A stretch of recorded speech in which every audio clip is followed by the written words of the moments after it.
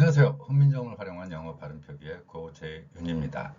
1995년 한글 영어를 출간한 이후로 2006년에 새한글, 그리고 오늘날에 있어서 일본어, 중국어, 인도네시아어, 그리고 에스파니아어까지 훈민정음을 활용해서 영어 발음을 표기하듯이 모든 세 개의 문자를 표기하는 일을 진행해 오고 있습니다. 자, 오늘은 길이의 측정 단위인 미터 발음에 대해서 살펴보도록 하겠습니다. 이 미터라고 하면 길이의 단위지요. 이 길이의 단위는 프랑스 혁명 이후로 그 길이 1m를 기준으로 해서 오늘날의 길이 단위가 만들어져 있습니다. 그런데 가끔 생각을 하다 보면 어떤 단어에서 어떤 단어가 거꾸로 나오는데, 아니면 파생이라고 하죠.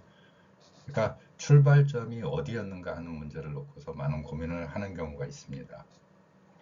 오늘 주제는 미터라는 단어의 출발점과 거기에서 파생된 센티미터, 그 다음에 밀리미터에 대한 기준, 무엇을 기준으로 했고 우리는 어떤 과정을 거쳐서 이걸 길이의 단위로 사용했는지를 살펴보도록 하겠습니다. 미터라는 단어는 measure라는 단어하고 같습니다. 그러니까 이 단어의 어원을 살펴보면 산스크리트어예요. 산스크리트어가 서양으로 건너와서 그 발음과 유사한 미터라는 발음이 되었던 걸로 보입니다. 프랑스 혁명 초기에 이 길이, 그리고 무게, 이런 거에 대한 국제적 표준, 기본적인 어떤 틀, 길이를 재는 기본을 만들자라는 움직임이 있었습니다. 그래서 미터라는 단위의 길이가 어디에서 출발했는지에 대한 정확한 기록은 없지만, 제가 추정하건대 우리의 일상생활과 비추어 볼 때 아마도 울타리를 치던 것, 정원의 울타리를 치죠. 그 높이를 보면 대충 오늘날의 길이 단위하고 비슷합니다. 그래서 객관적으로 측량할 수 있는 단위, 아마 말뚝이라고 하죠. 긴 울타리처럼 칠 때 곳곳에 박았던 그걸 길이의 단위로 삼지 않았나 하는 생각이 듭니다. 어쨌건 이 길이의 단위에 대해서는 세계 모든 언어가 각각의 단위 기준을 가지고 있습니다. 우리는 보통 한자, 아니면 척, 한자로는 척입니다. 그러니까 한자 이런 기준으로 하기도 하고요. 그다음에 천 같은 경우에는 마, 한마, 두마 합니다. 근데 제가 이 마의 이야기를 하는 이유는 이 마의 길이가 한마, 두마 할 때 그 마와 미터는 상당히 길이가 비슷합니다. 어찌됐건 처음에 출발할 때 기둥이었는데 그 기둥의 길이가 오늘날의 표준인 1m가 되었던 거죠. 물론 국제 도량형이라고 그러죠. 길이나 무게 단위를 통일시키면서 지금은 무슨 막대기 가지고 기준을 정하지는 않죠. 지금은 그 태양에서 지구로 오는 빛, 그 시간을 기준으로 해서 길이를 측정합니다. 자, 그러면 이 미터를 표준으로 만들었던, 오늘날의 미터법의 기원이 됐던 이 미터라는 말은 measure라는 단어하고 같은 말입니다. 근데 이 measure라는 단어는 산스크리트어에서 출발한 걸로 보입니다. 그러니까 미터나 measure는 측량하다, 측정하다라는 개념이고, 그 말이 어떤 처음에 길이의 기준으로 삼지는 않았겠죠. 그러다가 측량, 재다, 길이 같은 거를 재는 단위로서 미터라는 말이 나오게 되었습니다. 그러면 이 미터라는 단위가 처음에 먼저 만들어졌다고 그랬습니다. 그럼 미터가 먼저예요. 자, 여러분들 1m가 어느 정도 되는지 이걸 어림 잡아서 생각을 해볼 수 있잖아요. 보통은 걸음 길이보다는 좀 더 크고 좀 더 길죠. 그러면 이 기준으로 삼았는데, 당신은 대충 이런 느낌이죠. 대충 이 정도 되는 거. 물론 그 영어에서 사용되는 단위, feet라는 단어는 발의 길이, 그 다음에 인치는 이 손톱의 길이입니다. 손톱 이쪽에. 그래서 사람의 신체 가지고 많이 했지만 이 미터는 좀 특이하게 사람의 신체라기보다는 객관적인 대상물을 가지고서 기준을 삼았다는 점에서 좀 차이가 있죠. 그러면 처음에는 미터 정도의 길이만이 필요했습니다. 자, 그런데 인류가 발전해 오면서 미터의 길이는 너무 크다라는 거예요. 우리는 인치 단위도 쓰잖아요. 이 정도의 길이, 이 정도의 길이 가지고서 표현을 한다는 얘기예요. 뭐 여담이지만 만약에 TV 같은 경우에는 인치 단위를 하죠. 대각선으로 하고요. 그 중에서 이제 미터하고 관련돼서 이 미터라는 말을 붙이게 되는 단어가 센티미터가 있고 밀리미터가 있고 킬로미터가 있습니다. 그런데 센티라는 단어는 제가 이 앞 동영상에서 제가 강의한 것처럼 센트라는 단어는 100입니다. 퍼센트에서 per가 분자 분모를 나누는 기준을 빗금으로 뒀을 때 그거를 per라 그러고 센트가 100이라는 의미를 갖는다고 했습니다. 그러면 센티미터가 되면 미터의 길이를 100등분했다. 즉 100칸으로 나눴다는 이야기예요. 그래서 수업 중에 많은 사람들이 생각하는 그 기준의 길이가 있는데 센티미터에서 미터가 나왔을 거라고 생각을 하지만 반대라는 거예요. 미터가 먼저 있었고 그걸 100칸으로 나눴다는 거예요. 그래서 센티라는 단어가 들어가는 거예요. 그럼 센티미터가 되면은 1미터의 길이를 100칸으로 나눴다라는 기준의 길이가 되는 것입니다. 다음으로 밀리라는 말도 있습니다. 자, 요즘은 MZ세대라 그래서 많은 표현을 쓰지요. 그러면 MZ세대라고 하는데 M에서 바로 나오는 단어가 밀레니엄입니다.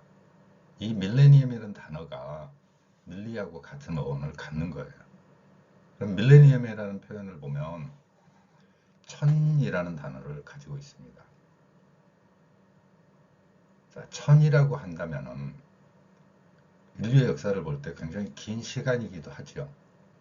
우리가 기원으로 삼는 예수의 탄생을 이야기할 때 예수의 탄생부터 오늘날의 서기라는 기원이 나오는 거거든요. 그래서 예수의 탄생에 대해서 거기를 기준으로 해서 오늘 현 시점은 2023년이 됩니다. 그러면 1000년도 지나고 또 1000년이 지나는 2000년. 아주 그 시기에는 난리였죠. IMF를 겪었고 그 다음에 지구의 멸망이라던가 숫자가 변화되면 그래서 1999년 12월에는 컴퓨터에서도 전산 작업에 오류가 일어날 수 있다라는 그런 일로 밤을 새우면서 작업을 하던 그런 경우도 있었습니다. 자, 이렇게 천년 단위가 그러니까 1999와 2000이라는 단위로 바뀌는 과정, 이 시기 천년 단위, 그래서 이걸 밀리라고 합니다. 그러면 미터를 천등분을 했죠. 1000칸으로 나눴다는 이야기입니다. 물론 어떤 사람이 그 1미터 놓고 1000칸 나눴겠어요. 기준으로 보면은 1cm를 10칸 나누는 게 더 낫죠. 그렇게 했을 거로 추정을 합니다. 그러면 이게 이 밀리라는 단어도 천을 의미하지만 좀 더 길게 이야기할 때 킬로라는 단어를 쓰기도 합니다. 그러니까 1km 그러면 미터가 1000개 있다라는 얘기가 되는 거예요. 자, 그러면 작은 쪽일 때는 우리가 밀리를 썼지만 천등분을 했다는 개념으로 그 다음에 킬로라는 단어는 더 큰 단위로 갈 때 그렇죠. 그래서 그램, 무게를 나타내는 그램 단위가 들어가면은 거기에서는 1kg 하면은 1000g이 되는 겁니다. 자, 이러한 기준으로 용어를 써요. 그런데 뭐 영어 공부고 핵심은 우리가 어떤 발음으로 어떻게 할 것인가 하는 거예요. 자, 미터라는 단위. 그럼 미터를 음, 연세가 좀 있으신 분들은 메다라는 표현을 쓰기도 합니다. 그럼 미터와 메다는 서로 다른 말이냐? 그렇지 않습니다. 이 미터라는 표현에서 가장 핵심적인 글자가 어예요. 우리는 어 발음할 수 있죠. 자, 미음은 뭐 비슷하니까 빼고요. 그 다음에 메다로 읽었다는 거는 이 발음이 아니라 글자 이를, 미터의 이를 에로 읽은 겁니다. 이게 이제 일제강점기부터 영향을 끼친 건데요. 자, 그러면 어 발음과 아 발음에 대해서 살펴보도록 하겠습니다. 자, 왜 어가 아닌 아 발음을 하는가 하는 거예요. 지금 외래어 중에서 아까 메다처럼 미터라는 발음을 하지 않고 왜 메다라고도 하지? 이게 그냥 있는 게 아닙니다. 굉장히 언어는 과학적이면서 객관적이에요. 어떤 원리가 있기 때문에 그렇게 표현을 하는 겁니다. 자, 여기 이제 몇 개 영어 단어를 적어봤어요.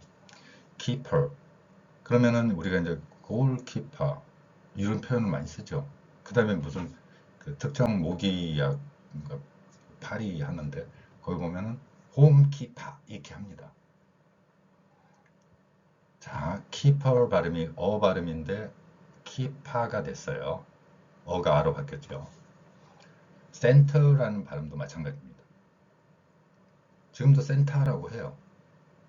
그 다음에 점퍼라는 발음도 여기는 점퍼 이 둘 다 어 발음이 있잖아요. 여기에 보면 점퍼에서도 U가 어로 소리 나고요. 여기도 어로 소리가 납니다. 그럼 둘 다 어인데 잠바라고 그래요. 왠지 구수하잖아요.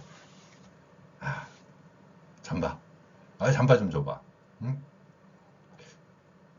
자, 보세요. 어가 아니라 아예요. 지금 외래어입니다. 제가 처음에 힌트를 드렸죠. 일제강점기라는 이야기를 했습니다.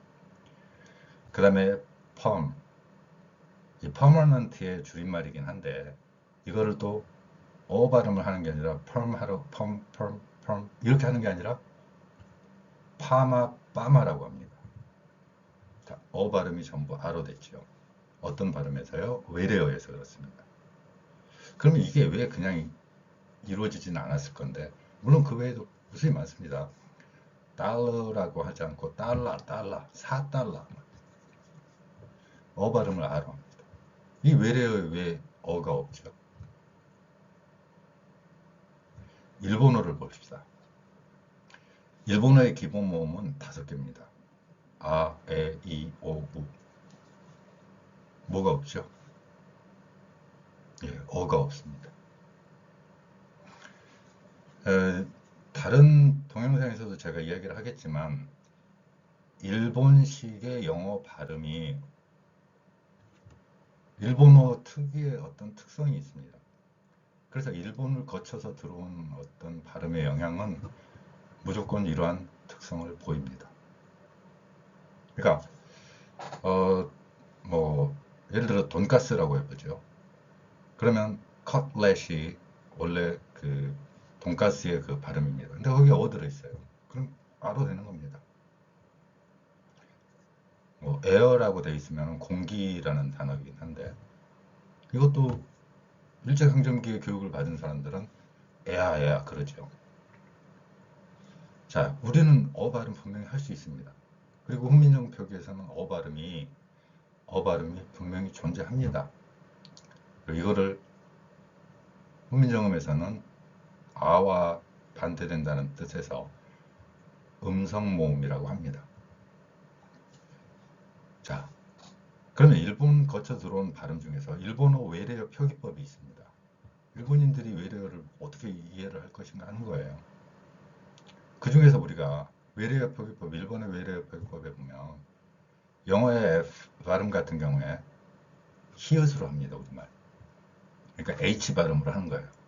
우리는 F 발음이 P 발음하고 똑같이 피읍으로 하는데 일본인들의 발음에서는 F 발음을 히읗으로 합니다.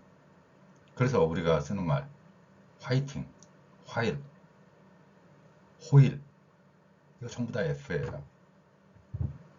자, 일본어의 영향 중에서 제가 두 가지를 가장 많이 이야기를 하는데 어 발음이 아로 바뀐 거. 그래서 지금도 보면 예를 들어 하버드라고 분명히 할 수도 있음에도 하바드. 자, 일제강점기 교육을 받은 경우에 그런 영향을 끼치는 겁니다. 이렇듯 우리가 가지고 있는 어 발음이 아 발음으로 굳이 일본어 발음을 따라하는 거예요. 그래서 우리식의 발음, 물론 지금은 외래어 표기법에서 바뀌었죠, 많이. 그럼에도 여전히 우리 일상생활에서는 그런 발음을 씁니다. 대표적인 경우가 지금 예로 든 거예요. 그 외에도 많이 있습니다. 자, 오늘은 미터라는 단위를 왜 메다라고 발음하고 펌 같은 단어를 파마 혹은 영어의 어 발음이 있는 달러 이런 발음들이 달라 이렇게 발음되는 것에 대해서 살펴봤습니다. 자, 우리의 언어 생활에서는 알게 모르게 한국인들의 뛰어난 발음 역량과 소리를 표기하는 원리를 가지고 있음에도 불구하고 안타깝게도 일본어 방식의 발음을 하는 경우를 볼 수 있습니다. 영어 발음에서의 후민정 표기 절대적으로 필요한 이유라고 생각합니다. 감사합니다.